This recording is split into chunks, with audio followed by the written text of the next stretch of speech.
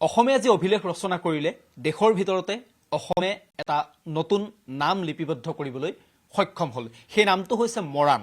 ৰাজপথত যুদ্ধ বিমান অৱতৰণ কৰিলে, দেশৰ প্ৰধানমন্ত্ৰীৰ বিমান অৱতৰণ কৰিলে আৰু তাৰ পাছত সমগ্ৰ দেশে সেয়া দেখিলে। কিন্তু কথাটো হ'ল এই ঐতিহাসিকখনৰ মাজতে বিৰোধী দলৰ দুই নেতাই তাৎপৰ্যপূৰ্ণ মন্তব্য কৰিছে। এক প্ৰকাৰ ৰাজপথত প্ৰধানমন্ত্ৰীৰ বিমান লেণ্ড কৰা, যুদ্ধ বিমান লেণ্ড কৰা, এই যিটো প্ৰক্ৰিয়া, এই যিটো নতুন মাইলৰ খুঁটি, ইয়াক এক প্ৰকাৰ উপলুঙা কৰিছে। গৌৰৱ গগৈ উপলুঙা কৰিছে, লগতে বিধায়ক অখিল গগৈয়ে এক প্ৰকাৰ উপলুঙা কৰিছে। তীব্ৰ প্ৰতিক্ৰিয়া হৈছে, এই মন্তব্যক লৈ তীব্ৰ প্ৰতিক্ৰিয়া হৈছে। মোৰ সৈতে বিজেপি বিধায়ক চক্ৰধৰ গগৈ ডাঙৰীয়া আছে। চক্ৰধৰ গগৈ ডাঙৰীয়া, এটা ঐতিহাসিক ক্ষণ আজি আপোনাৰ নিজৰ সমষ্টিতে। এতিয়া কথাটো হ'ল তাৰ পাছতে লগে লগে গৌৰৱ গগৈ প্ৰতিক্ৰিয়া দিছে। APCCৰ সভাপতি হৈ তেওঁ কৈছে যে এয়াৰপৰ্টত এক কাপ চাহৰ দাম 150 টকা, দুখীয়া মানুহে বিমানত উঠিব নোৱাৰে, এয়া উন্নয়ন নেকি বুলি প্ৰশ্ন কৰিছে। অখিল গগৈয়ে কৈছে যে ৰাজপথত বিমান অৱতৰণ কৰিলে উন্নয়ন হয় নেকি, প্ৰধানমন্ত্ৰীয়ে এই বিমানকেইখন চাবলৈ নহা হ'লেও হ'লহেঁতেন বুলি কৈছে। মই অসমীয়াত এটা আপ্ত বাক্য আছে যে পাগলে নকয় কি, ছাগলে নেখায় কি। মানে পাগল মানুহে কেতিয়া কি কথা ক'ব ঠিক নাই, আৰু ছাগলীয়ে কোনো নোখোৱা বস্তুৱে নাই। তাৰমানে ছাগলীয়ে যেনেকৈ কোনো নোখোৱা বস্তু নাই, তেনেকৈ পাগলেও নোকোৱা কথা কোনো নাথাকে। গতিকে হয়তো তেনেকুৱা কিবা মূৰৰ বিকৃতি ঘটি সেইটো পৰ্যায়লৈকে যাবগৈও পাৰে, মই গৈছে বুলি কোৱা নাই, যাবগৈও পাৰে, যিটো কাৰণে তেওঁলোকে বিভিন্ন সময়ত এনেধৰণৰ উদ্ভট কথাবিলাক, উদ্ভট মন্তব্যবিলাক এই দুইজন গগৈয়ে, মই আকৌ অতি লজ্জিত হৈ দুইজন গগৈ হৈ গ'ল। বেলেগ উপাধিধাৰী হোৱা হ'লেও অকণমান এক্সকিউজেবল আছিলে, কিন্তু এতিয়া মই নিজেও গগৈ আৰু সেই দুজনো গগৈ, মই মানে বহুত লজ্জিত হওঁ। তিনি গগৈ মাজৰ দুইটা, মই মানে সঁচা কথা কৈছো। আৰু এজন গগৈটো আছে, সেইজনটো মিয়া প্ৰেমিক, এজন লুৰিণজ্যোতি গগৈ। বাকী এই দুজন গগৈ আকৌ একদম মানে যি ইচ্ছা তাকেই বলকে। আজি আপুনি চাওক, দেশৰ প্ৰধানমন্ত্ৰী নৰেন্দ্ৰ মোদী ডাঙৰীয়া ইয়াত আহি এটা ইমাৰ্জেঞ্চি লেণ্ডিং ফেচিলিটি ইয়াত মানে তেখেতে শুভ উদ্বোধন কৰিলে, ৰাষ্ট্ৰৰ নামত সমৰ্পণ কৰিলে, যিটো উত্তৰ পূবৰ বাবে, এইটো অসম বা খোৱাং সমষ্টি বা ডিব্ৰুগড় জিলাৰ বাবে গৌৰৱৰ বিষয় নহয়, এইটো সমগ্ৰ ভাৰতবৰ্ষ এজ এ হোল, আৰু particularly for north eastern region. সমষ্টি ভিত্তিক কথা নহয়, দেশৰ নিৰাপত্তাৰ কথা। দেশৰ নিৰাপত্তাৰ কথা। গতিকে এইটো দেশৰ নিৰাপত্তাৰ এটা এচিভমেণ্ট হয়, যিটোৰ যোগেদি আজি আপুনি চাওক, আমি অসমখন এনেকুৱা ভৌগোলিকভাৱে এনেকুৱা এটা ঠাইত অৱস্থিত, যি একেবাৰে আমাৰ শত্ৰু এখন ৰাষ্ট্ৰ চীনৰ নিচেই কাষত, ইফালে বাংলাদেশৰ আমি নিচেই কাষত, 400-500 কিলোমিটাৰ দূৰত, আজি বাংলাদেশৰ পৰা 300-400 কিলোমিটাৰ দূৰত আমি, চীনটো আমাৰ লাগি আছে অৰুণাচলৰ কাষত। গতিকে তেনেকুৱা অৱস্থাত কিবা কাৰণত যদি এটা যুদ্ধ পৰ্যায়ৰ এটা পৰিৱেশ যদি গুচি গ'ল, হঠাৎ চাবুৱা বিমান ঘাটিটো বোলে কিবা এটা কাৰণত ফাটি গ'ল, ধ্বংস হৈ গ'ল, ইমিডিয়েট এটা বিকল্প ক'ত পাব? তাৰ কাৰণে এটা বিকল্প ব্যৱস্থা কৰি যাতে দেশৰ সাৰ্বভৌমত্ব, দেশৰ সাধাৰণ জনতাৰ সুৰক্ষা যাতে নিশ্চিত কৰিব পৰা যায়, তাৰ কাৰণে দেশৰ প্ৰধানমন্ত্ৰী ডাঙৰীয়াৰ এই দূৰদৰ্শী চিন্তাৰে এই কথাবিলাক কৰিছে, কামবিলাক কৰিছে। তাত আকৌ গৌৰৱ গগৈ বা অখিল গগৈৰ যিবিলাক উদ্ভট আচৰণ, মই ভাবোঁ এইবিলাক বহুত বেছি গুৰুত্ব দিব লগা বিষয় নহয়, কাৰণ তেওঁলোকে এনেধৰণৰ কথা প্ৰথম কোৱা নাই।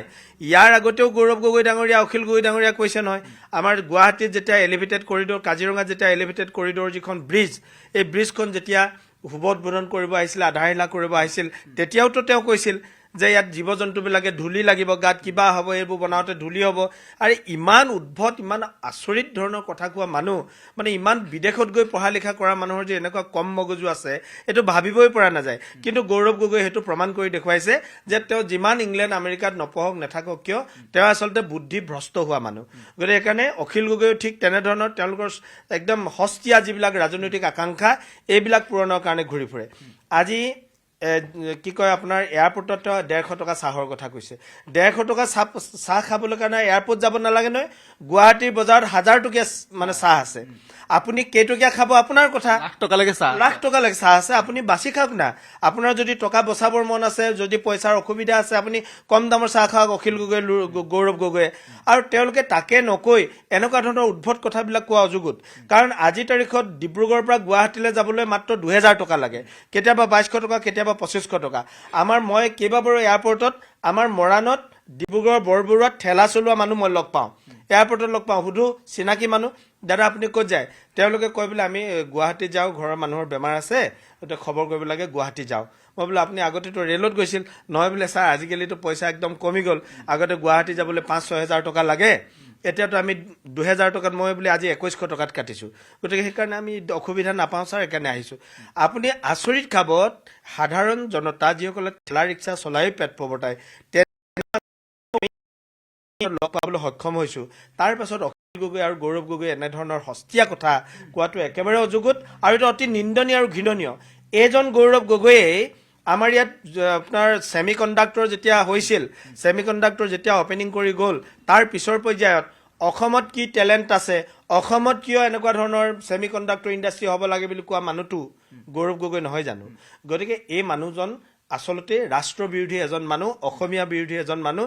এই মানুহজনৰ বিষয়ত বহুত বেছি গুৰুত্ব দিব লগা কিবা আছে বুলি মই নাভাবোঁ। মানে কথাবোৰ এনেকুৱা হৈছে নেকি যে বিৰোধীৰ নামত বিৰোধিতা, নামত বিৰোধিতা, বিৰোধী মানে বিৰোধিতা, এনেকুৱা ধৰণৰ কথাটো হ'ব নালাগে। আঁচনিক সমালোচনা কৰিছে, ঠিকেই আছে, এনেকুৱা ধৰণৰ বিষয়বোৰ ৰাষ্ট্ৰীয় নিৰাপত্তাৰ লগত জড়িত। মইতো কৈছোৱেই যে এওঁলোক হৈছে সস্তীয়া ৰাজনীতি কৰা মানুহ। কাৰণ কংগ্ৰেছৰ আজিৰ তাৰিখত বেলেগ কোনো কথাই নাই।